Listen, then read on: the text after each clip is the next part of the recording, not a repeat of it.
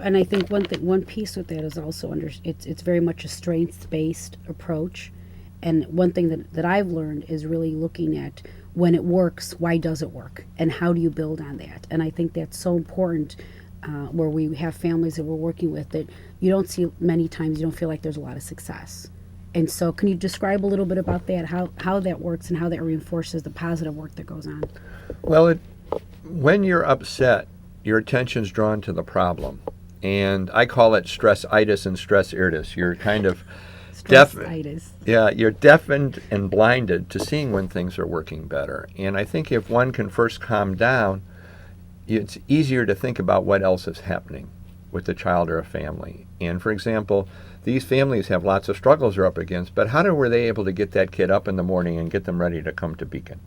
That's not easy when you're going through all kinds of stuff. And that's a very positive thing. And that's what we mean by trying to figure out how are these families coping when they're up against such huge barriers, if they're homeless, if they're living with domestic violence, if somebody's getting shot in the neighborhood right in front of their house, which happens way too frequently.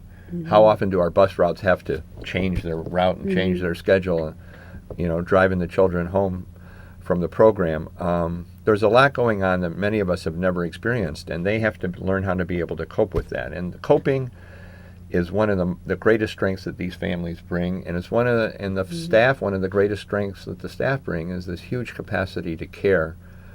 And we all have to see when things are going better.